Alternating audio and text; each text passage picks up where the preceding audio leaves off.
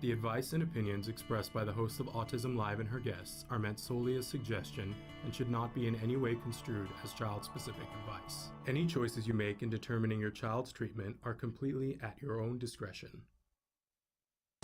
Dr. Doreen Granpeesheh is the Dr. Doreen is an expert in autism. Doreen Granpeesheh. Dr. Granpeesheh. Dr. Doreen Granpeesheh. Dr. Doreen Granpeesheh is a visionary in the field of autism. Now you can ask her questions on Ask Dr. Doreen.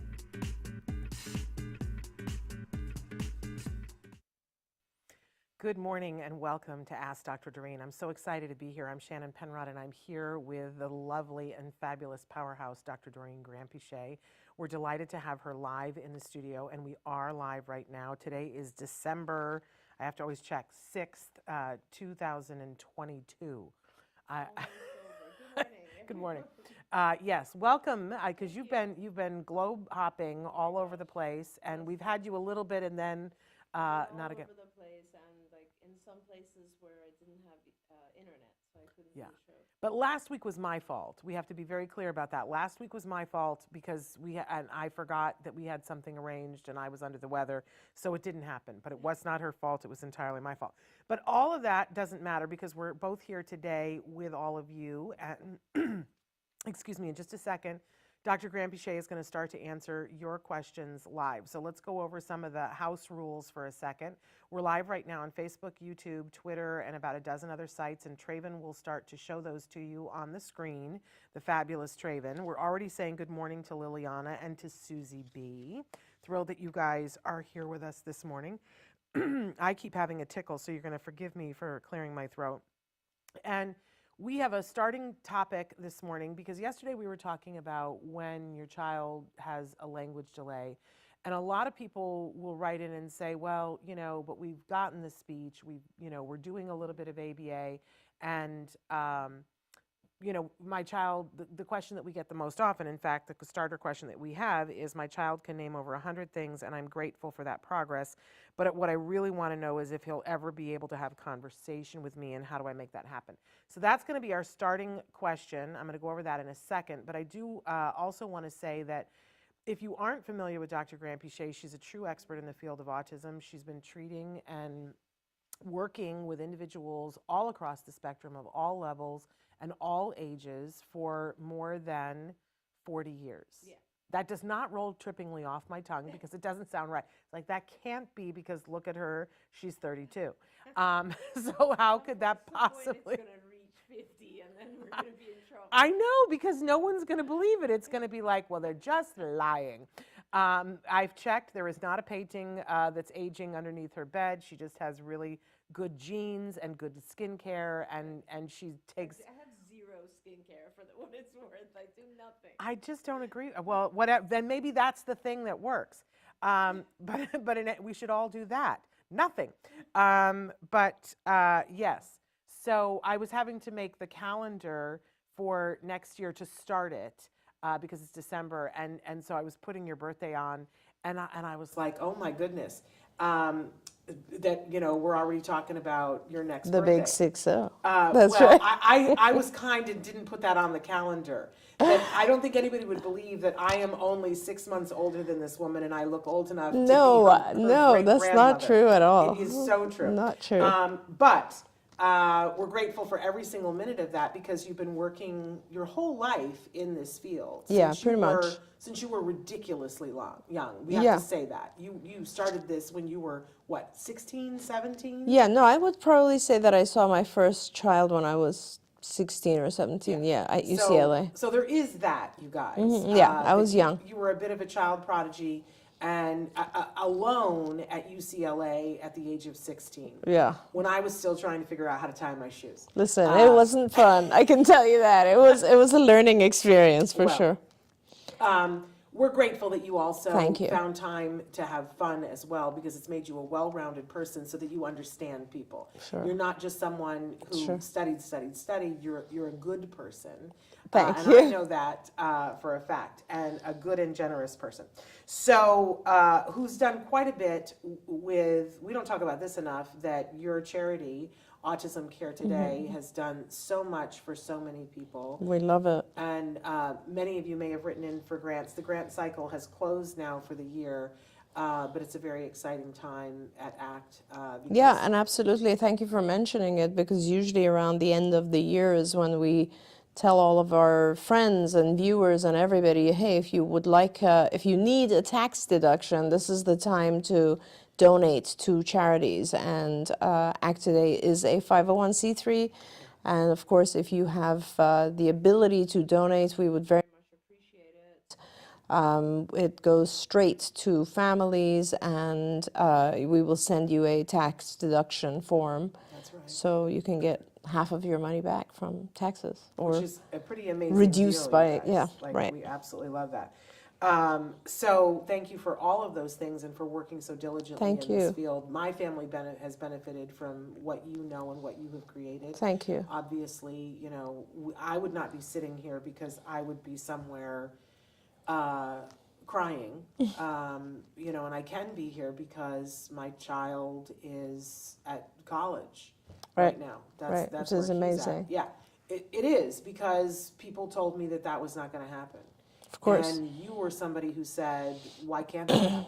Yeah. So that's one of the reasons why, one of the many reasons why I adore you. And, Thank you. And I appreciate that she takes the time to be with you guys for this hour and answer your questions. So it's open right now. You guys can be answering questions.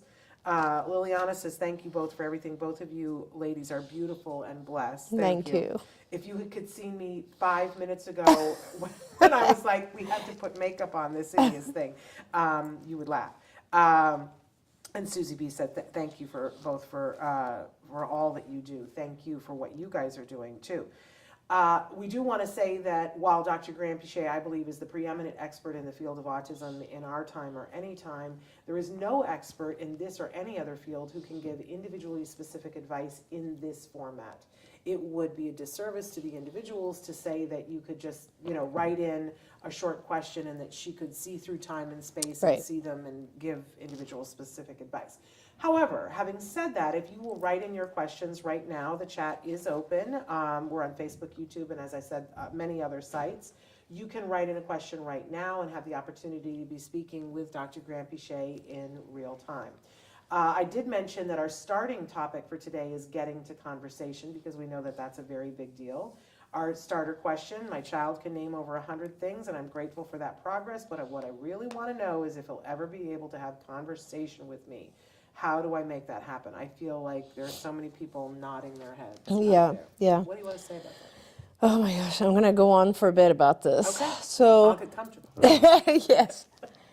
I mean, yes, so it's a very, very good sign if your child is able to say 100 words or even, 10 words, honestly, because once they start to say words, it's an indication that we can progress in the vocal arena, right? And over time, we've learned a lot about how to help our kids put speech together so that it forms language. And language is always kind of like has a communicative intent, which is a little bit different than just speech. So I don't know where to start, but I'll just jump in, So in the beginning, and years ago, when we were teaching through ABA, we would, there were a series of language lessons that we teach, and a lot of our kids would, the kids would learn these specific different lessons, and then each child was different in terms of what they had strengths in and what was difficult for them, and then we would go ahead and modify their lessons and help them put all the different contents of speech together. So for example, labels, object labels, which for instance this child has, would be one of the things, right? And then over time we were like, okay, well, another thing we have to teach is actions or verbs, right? So running, jumping, waving, kissing, whatever it might be. And so we would teach that. And and also, by the way, keep in mind that the transition, how we developed these lessons would always be that you teach an item receptively first and then expressively, which essentially means that I would teach using, let's say, two-dimensional stimulus cards. So like first, if you're doing object labels, it would be like a picture of a child, a picture of I don't know, a book, a picture of a tree, whatever. And also, I'm not going to go into detail about discrete trial, but there's a lot of technique involved in how you actually teach one target, and you introduce distractors, and then you rotate them, and it becomes a process of teaching the child in rotation with other objects. And gradually, we would have the instruction, though, would be either touch or give me, point to, which therefore then the response of the child would be something that is receptive. So they would like give it to you. There's no vocalization there. And then once they mastered that, you would take that and turn it into an expressive, which is what is it or who is it? And then the child would gradually start to find their words for object labels. So then when you do the same thing for things like actions, then you do the same process also for other types of more descriptive words like adjectives, right? So like now they're called completely different things, but big, small, let's say colors, things that help describe the object, right? And additional types of descriptive words like prepositions, like where an object is it under something else or over, and also pronouns, is it mine or is it yours, or those types of things. So these are already like, I don't know how many, 6 or 7 lessons. And if you you work on like the beginning, and that takes a long time. Like for those of you who are parents and that our kids take a long time to learn some of these things, and it requires a lot of hours. And I've just now listed maybe 6 or 7 of 400 or 500 lessons. So now let's assume that I've taught a child a bunch of objects labels and a bunch of verbs, actions, and now maybe a couple of descriptors. Now my job is to have the child expand their language into, it's no longer just, you don't just say what is it and they can say it's a truck, but they have to say it's a red truck, or the red truck, or where is it? The red truck is under the bridge. Or so you start to actually require longer and longer sentences, which you're still just actually expanding their very concrete language, which is they're describing things either in pictures or in vivo, what they see, right? This is still not quite the same as conversational, because conversational requires a lot of additional lessons, which, I'll go back now and say that, as years progressed, we added a massive number of things that we realized are just as important, maybe even more important in developing conversation. And those are things that we, in ABA language, they refer to them as intraverbals. And so these are things about talking about things when they're not actually physically present. So it's not kind of a concrete response of describing something, but it's more about experiences that we've had. And if you think about conversation, a lot of conversation is about stuff that has happened. It's not really about stuff that's right in front of you. It's not descriptive.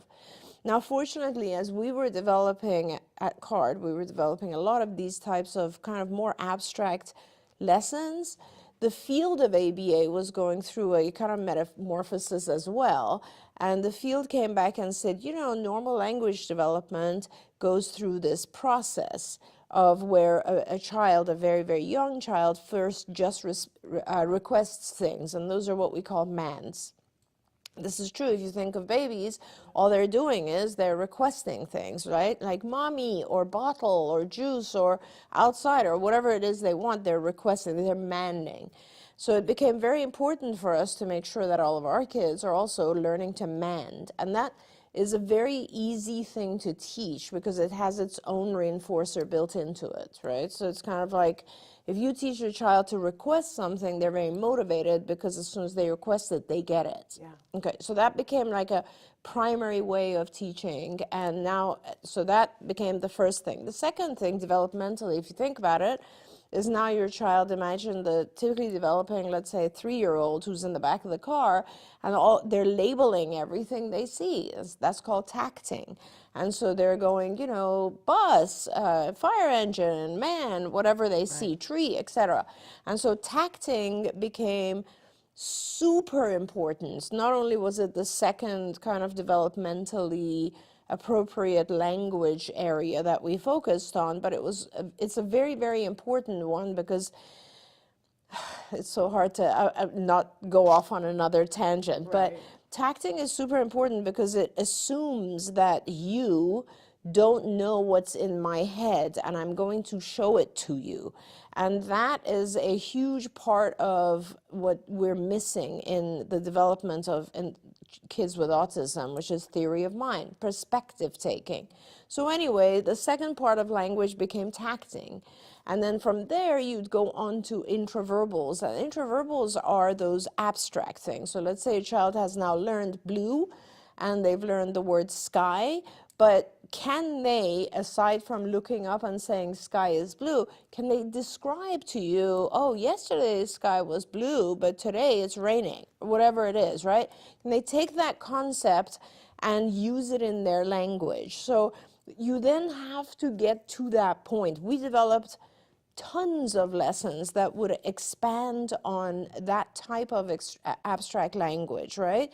You have all the concepts, not just the labels. You have the labels, the verbs, the descriptors of all different types, the pronouns, the prepositions, the functions of objects. You know, what do you do with something? The locations, where do you see things? The shapes, like you can describe objects in all different ways. You have all that, but now can you actually start to recall things that occurred, so that they are now more so? And that's a very big one for parents, because a lot of times parents want to know what happened in school. What did you do today? So a lot of times we would actually have the child, we would write a kind of a diary and help the child go through and be able to recall a lot of the things that happened in school one by one. First I was in class, then we did, I don't know, math, and then we went out to the playground, and this is what I had for lunch. Then I played with so-and-so, all different concepts. And this is still not conversation, because this is still kind of rote, but it is helping the child expand, right? Because you have to, going from one word to using language to have meaning takes a long, long time. And you have to realize that it's a hard process for our kids, because they're taking all these concepts and in a very compressed period of time trying to make sense of them. So let's say you've now accomplished that, and now we're finally ready to do what we call conversation, which is very easy to teach the beginning, kind of rote part of conversation, which is, hi, how are you? I'm fine, how are you? You know, how was your day? Just those basic social things. But it is super hard to know what to say and what to ask when the topic changes, right? So now we were at a point where we had to teach our kids the difference between a statement and a question, and that brought in a whole bunch of lessons, like what we called statement, question. Like if I say to a child, I had toast for breakfast, he could respond with, oh, what was on your toast, which is a question, or he could respond with, oh, I had cereal. And that's a statement, and it's a similar topic, right? And so we had to do a whole bunch of these lessons so that the child would understand what is an appropriate type of response to any statement or question that someone else would give you. And now we were finally ready to teach all the nuances of conversation, which had to do with, you know, how do I behave? How close do I stand to one other person? How do I behave if I'm if I want to enter a group and have conversation, as opposed to just one other person? What if I know the person versus I don't know them? It's a stranger, an acquaintance, or a best friend, or an adult who is my parent's friend versus my friend. And also the location. How do I converse if I'm in a classroom versus outside? All of these things had to be taught individual lessons. And then it was a matter of getting into deep conversation. So like, okay, so most of our kids talk a lot more about things they like and much less about things they are not interested in. But hey, we had to teach them to be patient and ask questions, about things that other people are interested in, and then also know how to appropriately transition to another subject which was of their interest, and then also be able to return to a subject that the group is interested in order to not lose everyone's attention. So just giving you kind of a overview of all the lessons. Just want to give you the idea that it's not just about teaching object labels. It's a really good sign when your child can do a bunch of object labels, but there's at least another 50 lessons that have to be individually taught. And remember, each of these lessons has hundreds of what we call operands. So if I'm teaching, let's say, objects, there's at least 100, 200, 1,000 different types of objects I have to teach. Same thing with verbs, same thing with, colors or prepositions or whatever. There's different ones. So it takes a really long time, and once you teach all these things, and you have to do it in the right order so that the child starts to put them together and it starts to make sense. That is why, and I mean, huge, long answer, but that's why we ended up putting together or writing a massive curriculum, which we called Skills, and we spent many, many years listing as many of these as we could and also putting them in order and saying which of the lessons are prerequisites to others, and also, if your child is not progressing, teaching points, how you can make your child do better in a particular lesson, how they can, just prompts and guidance for anyone who wants to work on this. And so it's a longer story, but you can do it. And there's a lot of guidance out there. There's a lot of different curricula. I still think that Skills is the strongest one out there. And I would recommend that you try to get on there. I believe you can still get it licensed online so that you have access to all of these lessons. And other ABA providers have license other it as well. Oh yeah, some do. Skills. Some do, yes. So I have a dozen follow-up questions, but I want to start with saying that all the things that you just described, if you're wanting to find, Google and find more information about them, the phrase is verbal operands. Yes, That verbal you operands. can Google that and you'll go, oh, how did I not? Because if you don't know that term, That's you don't know right. what to look for. That's right. I love to listen to you talk about this because it's like, You remember, huh? it's like reliving a Yeah. really exciting time when my child's language was flourishing. Yep. But it also brings up something for me, and I want to know if I'm wrong in this assumption, because I get frustrated when people write in and say, we're doing things, we're doing a little bit of ABA, we're doing speech, we're getting to labels, but how do we get to the other thing? Because I know in their parent heart that's the thing that they want. And people always want to say to me, Shannon, how did you get to where Jem is? Because Jem can hold his own in a conversation.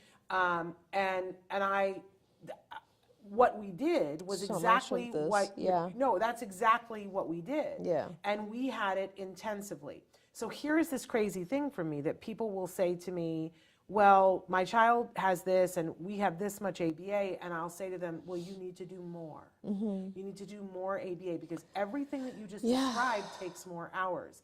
And for me, it's a frustration because when I hear that someone's child is talking and is labeling, then I get excited because I know there are lots of kids that getting to conversation would be a challenge, or even in some cases, not verbal conversation isn't going to be a possibility. Right, right. That does exist, but for kids who are labeling and have the facility to speak, then to me it's a lost opportunity. Oh, absolutely. And I try to say to people, if you took that child and did this more intensively, I believe with all my heart you would get further. 100%. Now it takes a whole lot of time. Yeah. It's not just doing 40 hours for 1 week. Right. It might be, depending on the child's age, doing 20 hours for 3 years or 40 hours for 2 years. I don't know what the thing is, but am I wrong in saying to people it's like money left on the table? Correct. Okay. There's I no wanted to make sure I question. That is, wasn't no, speaking you're wrong. absolutely right. I mean, if you think about it, anything that you do more intensively, you will master faster, right? And we're not talking about one or two concepts. We're talking about language, which I even in that huge long description that I just gave for half an hour, I did not even get into a whole ton of nuances that also, like, you know, keep in mind, a lot of our kids have attention issues.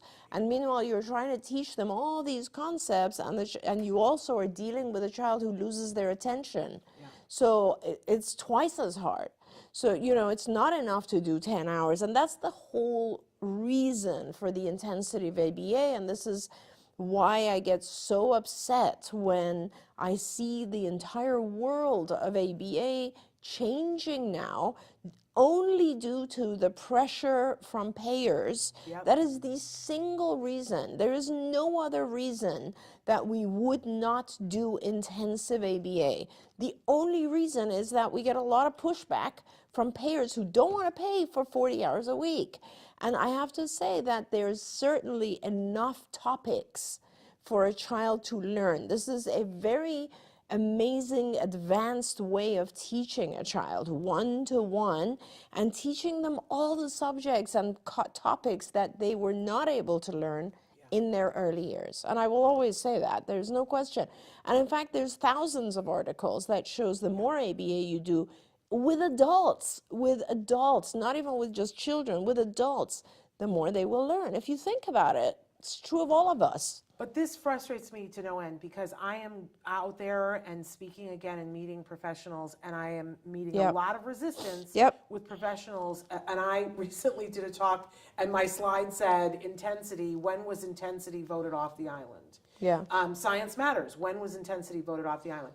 Because I feel like the younger people in the community, I'm going to disagree with you slightly. I think that it's driven by the payers, but that they have taken, the other reason why they're not doing it is because it's an inconvenient truth and parents don't want to hear it. To hear that your child needs to have 40 hours of therapy, listen, I didn't want to hear it either. But I got to tell you, Shannon, before insurance, this is what's really important for me.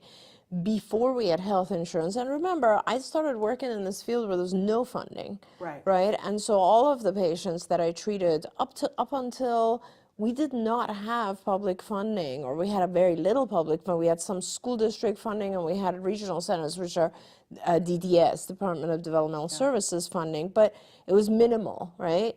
It was only when we got insurance that really things took off. And I will tell you, before insurance, if I told a parent you have to do 40 hours, they did 40 hours, not just 40. They would complain if we did 38. Right. Oh, and so that's what I'm saying. But every parent was like that. And you know, a lot of the kids who have recovered, you know, they're as adults. One of our kids just got married recently. I know. So all of these types of things, it was because the parents also were very, very dedicated. Because there was no, it was, you know, when insurance got involved, the lobby for it is very strong. They started having, like, you know, TRICARE put out a bunch of articles saying, hey, intensive ABA doesn't work. You know what I mean? So there's all this other stuff that's going on, which the undercurrent to it is, it's too expensive. That's all it is. And once you move away from that, it would be an intensive science right now if it wasn't for the fact that our payers don't want to pay that much. So would it be too much for me to say to parents that are out there that have kids that are labeling, that want to get to conversation, is it too much to say to me that your child has the facility, if they're labeling things and they have 100 labels, they very likely have the facility to do conversation if you were able to put the time in? Okay, now here's the issue with that. Okay. It depends on their age. And there's two reasons for that. One is usually brain plasticity, so the ability for the brain. So, like, you know, we all, whether it's the brain or the body or the organs or whatever it is, everything is made up of these neurons and dendrites, these cells that are growing the more we learn. This is why when you have, you know, young children and you teach them language before the age of 7, a child can become multilingual with great ease, because whatever they are exposed to, the brain is so highly flexible and plastic that it'll just produce new roots in that area, and it'll just grow, and it'll be like, no problem, I can speak French and German and English and whatever else. But when we get older, as you know, it becomes harder for dendrites to grow. Like, we just don't have the capacity. So that's one reason, is that brain plasticity slows down as we pass age 7. And the second reason is more and more things get in the way that we want to teach our kids. So now you have to become selective. And this is a discussion that I have with a lot of families, even my like very, very, very wealthy families who are able to have 40, 50 hours for their child. The topic now becomes, what are we using this 40 or 50 hours for? Are we actually using it to teach the child language and communication, or do we need to teach them math and science? And sometimes for some people, for some parents, it's more important that the child be able to attend school, for instance, because it appears like now it's just something that's their priority for other reasons. And so now if I'm spending a ton of time teaching the child geography, I'm not teaching them language. That's the thing. As your child gets older, now you have to select. What is your area of focus? Because there's all these other things. Yes. So what age? That's hard, right? Depends Well, on so child. the ideal situation is the way I've always looked at it is, you push as soon as you get a diagnosis, right? And sometimes we're lucky and the diagnosis is around 2. Most of the time it's 3 or 4. You get that diagnosis, you start pushing, and you, in my opinion, you hold back school as long as you can because you need those hours, right? And so now I'm teaching language as much as I can. Social, so like things like eye contact and being able to behave. Just compliance lessons to me are extremely important. So like not hitting when you want something, but asking for it. Those types of things are extremely important.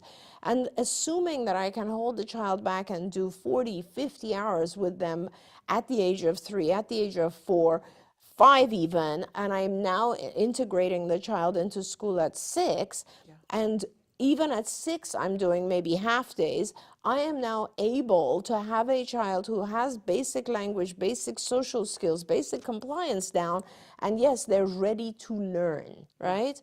And now I can start to integrate some of the school stuff, and hopefully the child just continues to learn.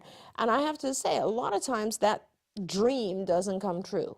A lot of times you have other issues. The child might have other illnesses that appear, or other issues like seizures or allergies, or isn't sleeping, or has severe attention problems, or their vision is not receiving stimuli correctly, or whatever it might be, and it slows down that ideal situation. But regardless, for me, if it's my child, my focus for my child is always going to be communication. So both speaking and receiving, so that they can do well in life. Yeah, absolutely. We have so many questions that have come in. I'll stop. First of all, Parker, I want to say that this is not a rerun. We're live right now. It's the 6th of December, so I'm glad you're here. We're going to get to your question in a minute. But because this is on topic, Dark Angel is asking a lot of questions about how do we get the curriculum. My son can label, tell me the name of the flashcards in action, but I don't know what to do now. I'm trying to get him to ask me his needs too. How do we make a schedule? So talk about that for a second. Yeah, I think that we actually, at the back of our book, the card which book. I had on the set yesterday. Yeah, so you should just, and it's called Evidence-Based Treatments for Children with Autism. Yeah. At the back of it, in the appendix, and I am one of the authors on there. So at the back of it, there's all these lessons that I listed. They're all in there. So even if you don't want to get online and try to get skills, which skills for autism, and you might still be able to get a license. I don't know. Skills belongs to CARD. I sold CARD. I no longer own any of that. But what you can do is try to get a license and see all of these lessons on skills. That being said, it is in the back of the book, and you can certainly take a look at all of those lessons there.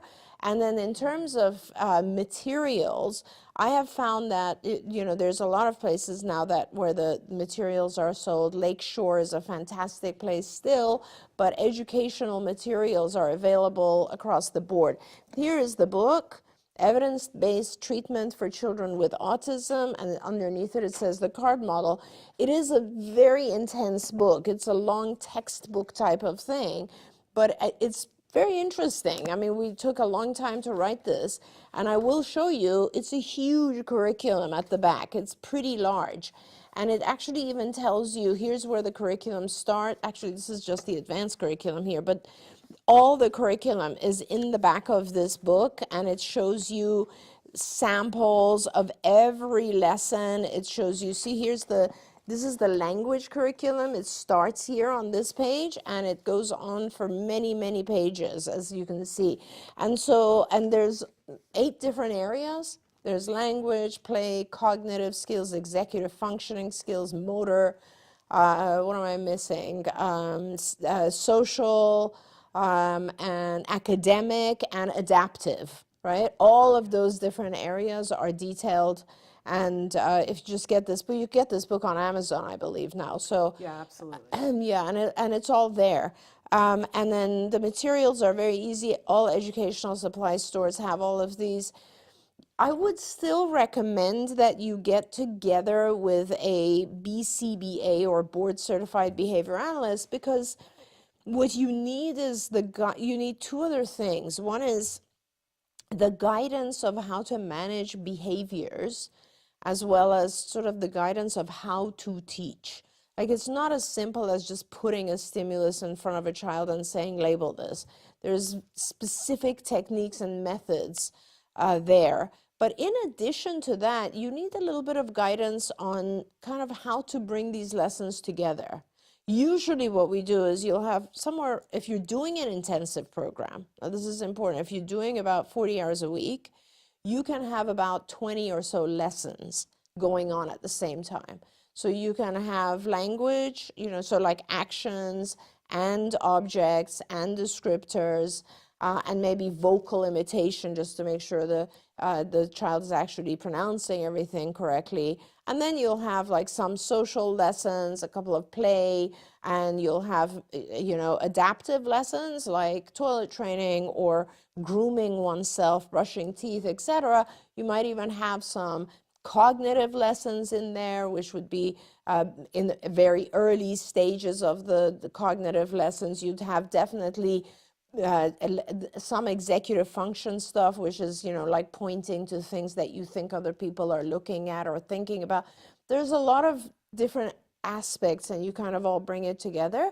And each time a therapist sits down, each set of lessons will be like, you'll sit down with a child for literally 2 or 3 minutes of doing one lesson, and then you'll let the child play for a minute. And then you'll come back and do another 3-4 minutes, and then you'll let the child play for a minute. And you do that in sessions that are 2 to 3 hours long, and you just do it across the 7 days of the child's life. There we go. It's a lot. It's a lot. It is a lot. But the book explains all of this as well. And I want to say, because I know that you're in Canada, that before we had insurance reform, there were amazing parents Yes. who put together programs to do a 40-hour program with nothing. I am not one of those people. I respect and admire those people. I don't know that I could have done that. I didn't find out about that until we already had a 40-hour program. And believe me, I had to fight for the 40-hour program that I had. But I want you to know that people have found a way. There were people who went, there's a way that you can get a training for yourself for free from the Autism Partnership Foundation, and you can train yourself and other people. There are people who went to sororities and found and got a sorority to adopt their child as their cause. Yeah, because that's sororities amazing. have to have a cause every year to have their charter. There are people who went to their church and said, we want to train 12 people. I'm thinking about Jana, who they use skills, and Jana, their doctor didn't use the word recovered.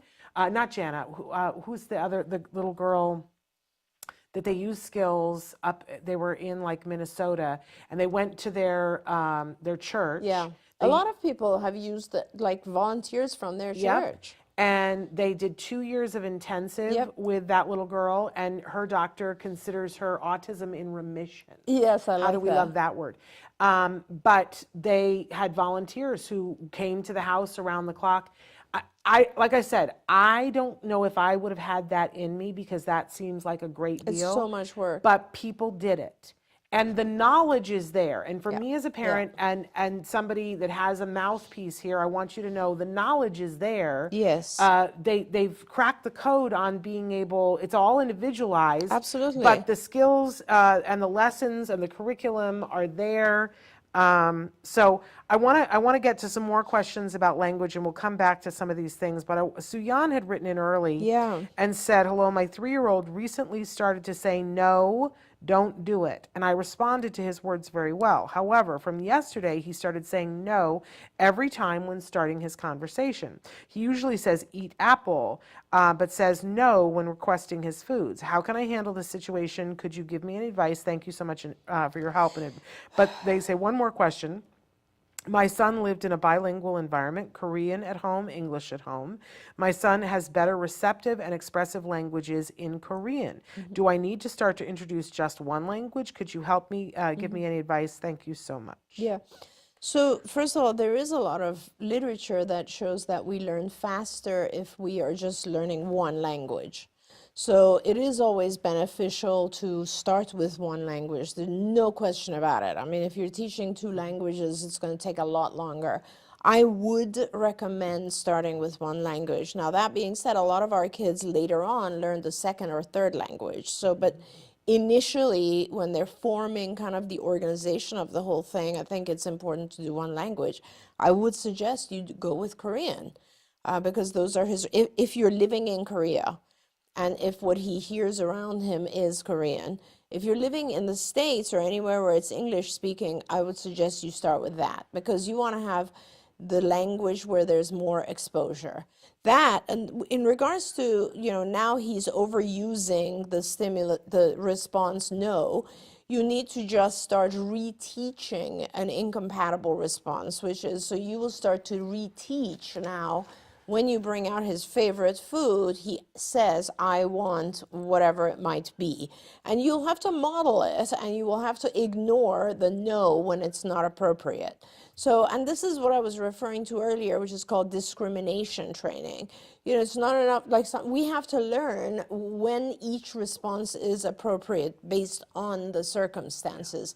And I don't know if in his case he's saying no because he got a response from you previously, and now it has this is called response generalization. It has become too pervasive of a response, like he's using it in everything because he likes the response he gets. Or if it's just because he's really not understanding what no means, or maybe he doesn't even like the food you're giving him. It could be a multiple number of things. So make sure that you're starting to teach this concept with a preferred food, and prompt and model for him to say, I want whatever that preferred food is. And before you know it, he'll start to, and then alternate it. We actually had a really good video of a child where he would say the foods that he likes and the foods that he dislikes. He would say, no, thank you. So you would want to have a little bit of the foods that he likes and the foods that he dislikes, so that you can help him discriminate between the no, thank you and the I want. There we go. Jayton said, ma'am, can a verbal autistic kid eventually develop conversation over years, or is that after a certain age the improvement would be limited? You sort of addressed this earlier. Yeah. You can develop conversation at any age, and it really just develops, it depends on how much you have learned and how well someone has helped you put it all together. It could be a 4-year-old could be having conversation. And Parker, I didn't get the first part of your question, but he wants to know what resources are there for grief. He's got a grandmother, but I don't know. I didn't hear the first part of that. It's become so desperate. If this is a rerun, I will email Shannon, but it's not a rerun. Right, So right. what grief resources? Oh my gosh, Parker, there are a lot of different resources for grief. Perhaps you can kind of reach out to us after and we can talk about it in regards to helping this particular person, because I think it's different depending on the situation they're in, right?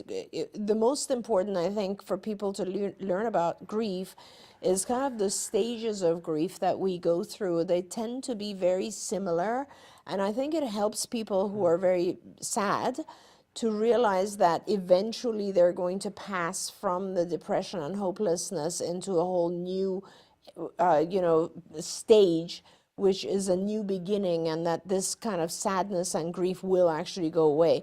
But depending on how severe the grief is, I would really recommend that, the person reaches out to a professional, like a psychologist, because sometimes it becomes really important to have someone who's a professional who can help you get through not just the stages, but also just kind of like learn from it and understand who yourself and how you're feeling. It's very tough to go through grief. It's a 15-year-old whose father died. So his grandmother, I think, goes to Parker's church, and he died a few months ago, and it's just hitting the 15-year-old, and he started banging his head and saying, "I miss my daddy." Yeah, so this is very, very tough, and I would really, really recommend that you try to find for the grandmother. I mean, it's not hard to find a grief therapist. There are lots and lots of grief therapists, psychologists who focus and specialize in grief and depression. And I would recommend that you connect the grandmother to give the grandmother some of those resources, because as the grandmother learns more, the psychologist can help them give ideas for the 15-year-old. I assume, because you said they're banging their head, that it's a 15-year-old with autism. Yeah. Which means that you kind of need a dual specialization, someone who is a psychologist specializing in grief, but also understands autism a little bit. So I think that becomes more important for the grandmother to learn that. Now, given that I kind of know some stuff about grief and autism, I can give you, and I am a psychologist and a behavior analyst, I can give you some ideas. But the main thing is, it really depends on how much the individual, the 15-year-old, comprehends about death and what are they experiencing. The assumption is they're experiencing just missing their dad. That's the big thing, is the change of not having the father there and missing that individual. So the sooner I guess the concept is, give the person some self-soothing techniques. For example, allow the person, the 15-year-old, or teach them to have a location that is completely self-soothing. So I often recommend a huge bean bag with headphones that you can put on that are calming, soothing music, maybe even a video of something that the individual likes, but things that are soothing and calming, and allow the individual to spend more time doing that, less demands on the individual for the time being. But also, the sooner another individual can come into the picture and perhaps take over some of the role of the father, so that the child is missing that less, so that they are now getting a little bit more fulfillment from the new person doing those same activities perhaps, or coming in and helping, that will help. Now, I'm assuming the grandmother herself is going through grief, obviously, and how she feels and responds is going to affect the 15-year-old as well. So if the grandmother's crying and sad and on edge, that's also the 15-year-old's also going to feel that.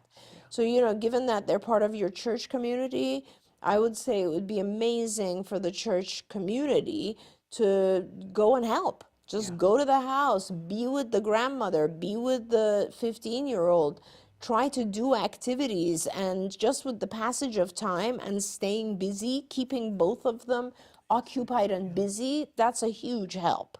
People don't realize that when we have grief, we don't want to be alone.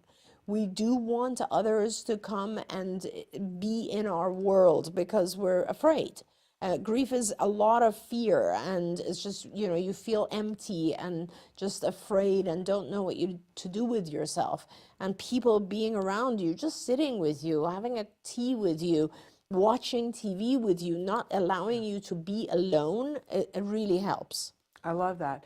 I went to an epic funeral that was for two people a few years ago. It was the mother died, and within 24 hours, her son died. Oh my God. And so they had a double funeral, 2 caskets, and there was so much, and it was both sudden, both cases, and there was so much grief. And one of the things that the pastor said was, it's important right now to just show up and be. Don't go and think that you're going to make them understand what happened. You just need to be there. There's no understanding. And I love that he said, I don't understand it. Do you understand it?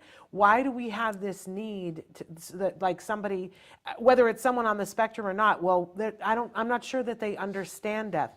And that's a good thing to be aware of, but that's not what your job is right now. Your job is to sit on the couch, just be with them, and be with them. Yeah. And that is a very powerful tool when you have somebody that 100%. is in grief. And I will always say, I went through grief at one point in my life, and you become eternally grateful to the folks who are helping you just go through it. Yep.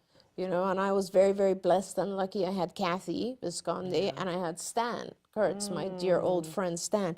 And both of them helped me tremendously go through it. And, you really just need someone to be with you. Yeah. So you can definitely do that, Parker. There we are. Okay, so Susie B says, my son, 8-year-old, is approved for 24 hours per week, but only has 12 hours per week due to the shortage in RBTs. Yeah. And I think that that's a very common tale. Yep. And I am always overwhelmed and awash with a feeling of helplessness when parents say this to me. All I can say to you is that it's not going to change until parents stand up and say, this is not okay. Yeah, that's right. And there's always been some form of this. I know that the challenges are unique right now, that we've been through a pandemic. There's a worker shortage in a whole lot of areas. Yeah. But you can't get stuck in that as a parent. You have to just be in the problem solve of it, and you can't worry about the whole problem. This is from me, my advice, and you tell me if I'm crazy, but you have to get into the problem solve mode about, okay, so if I can only get 12 hours from this agency, is there another agency that I can get more? Is it, or can I bring in people myself? Can I train myself to be on the team? Yeah. Like, get in the mode of, okay, well, my kid needs this. Yep. How am I going to do it? Yep. And when I see parents click into, it's funny because Nancy Alspaugh Jackson and I were talking last night, and we both feel inadequate about different things. And I said, I just feel like about a couple of things. And she said, what are you talking about? You're so accomplished. And I said, no. If I say this over and over, if I could, in any point of my life, apply the energy that I applied to autism for my son, and I always used to describe it was like a horn on my head. That's the only thing you were I focused believed on. that we needed to get a certain place, and it didn't matter if it was happening right now. We needed to get there, and I had this horn on my head. I said, if I could apply that to other areas of my life, I would be ridiculously successful. I know. But I've watched other parents get that horn on their head and go, I don't care what comes out of your mouth. You're telling me that I can only have 12 hours? Yeah. My kid is going to get 40. If it's not from you, I'm going to get it another way. And I'll tell you something, when you get that specific, things happen. Yeah. The universe opens up, and you're looking for the solutions, not why it can't happen. That's right. And things show up. That's right. And Susie, actually, I think you are one of those parents who does get things to happen. In fact, I think I'm seeing you in about 2 hours. I think I'm actually doing an eval with you today. Is it today or another day? I it's think another it's, day. I don't know, but I think it's coming up. I feel like it's later this week, but I might be wrong. Yeah, well, I think I have an eval at today. But I don't think it's with her. I think it's with somebody else. Okay. I'm not sure. It could be, but the thing is that so you got that. And like you are one of those parents that is actually making things happen. So why don't you, for instance, try to find a couple of really dedicated, good high school students that you can pay minimum wage to and apply for a grant at ACT, for instance, ACT Yeah. Today, and maybe we can help you with a grant, and then you can hire a team of people who can learn from the other RBTs or from your BCBA, and you can try to increase it. You know, Parker brought up church. A lot of families have had like volunteers from church come and produce the team. Back in the day, I mean, if you guys watched the movie we made, the documentary called Recovered, one of the families on there, Ruffin, his mom, actually had a lot of volunteers from their town, and that was the team. That was the team. So you can make it happen. I know it's very hard, but you know, you can make it happen. And Ruffin just finished getting his, second PhD? He got his doctorate, and he's lecturing all over the world and working in robotics. And Yeah. We've got time for one last question. Taryn had written in from South Louisiana. Her 3.5-year-old is in ABA 35 hours a week. Look, Taryn, like, come on. That's amazing. Has done so well since he started about 8 months ago. He is now verbal and potty trained. I was wondering when and if I should have him tested again since he's made so much progress, and how long should I keep him in ABA, and thank y'all. That's wonderful. How old is he? He is 3.5. Oh yeah, you gotta stay in there for a little bit. Yeah. No matter how much progress he's made, I guarantee you there's more to be learned. Yes. But I used to like to have an eval done every year, so that it would help me see kind of what the progress is. And if you do it too soon, it just... It invalidates it for some of the tests, right? It does. Well, not only are you not allowed to do these tests that frequently, but the thing is that you want to see real progress, right? And if you are evaluating someone every other month, they just haven't had enough time to show progress yet. And that might discourage you and the team, and that's not the case. You just need to give the child a little bit more time. So my preference was annual, and I would do annually. I would do language testing, but I would also do questionnaires that evaluate kind of the severity of autism symptoms, like the PDDBI, I believe one of them. And it's kind of like gives you an idea of like, oh, you know, he used to have no language or no eye contact, but now he has eye contact, or, you know, those types of things. And it helps to these evals. Now, as the child starts to progress and get into the higher levels, I would always do more tests of cognitive ability. So not IQ necessarily, although IQ tests do give you a lot of information about the child's how they learn, the types of things that they learn easily and what's harder for them and what kind of memory they have. That's all through IQ. But what gives you a lot of information is neuropsych testing, like the NEPSI and so on. And that's more appropriate when your child's a little bit older, like 5 or 6, and now you're really trying to kind of find the holes that remain. But at 3, I would do every year, I would do language testing and make sure language is progressing. There you go. That's powerful, powerful. We really have a minute and a half, so I'm going to go for this one last question. Hello, I have a son 3 years and 10 months old. He doesn't like voiding on a toilet. He holds the pee for up to 16 hours when wearing underpants, but voids normally when in a diaper. Could you suggest what to do? And it's Olena writing from Canada. Yeah, we actually it's funny because there was a paper published on this subject, is that, you know, it throws things off, and our kids think that because they don't have the diaper on, they're not allowed to pee. And so there's a number of different things you can do. You can actually use the diaper and underwear, so you can put the diaper on as well as underwear, and that starts to get the child to understand that, you know, I can have the underwear on, but I'm allowed to actually pee. But what I would recommend is whoever taught your child toilet training. I don't know if you had someone, how did they say how old? 3 years, 10 months. 3, so he's very young. Okay.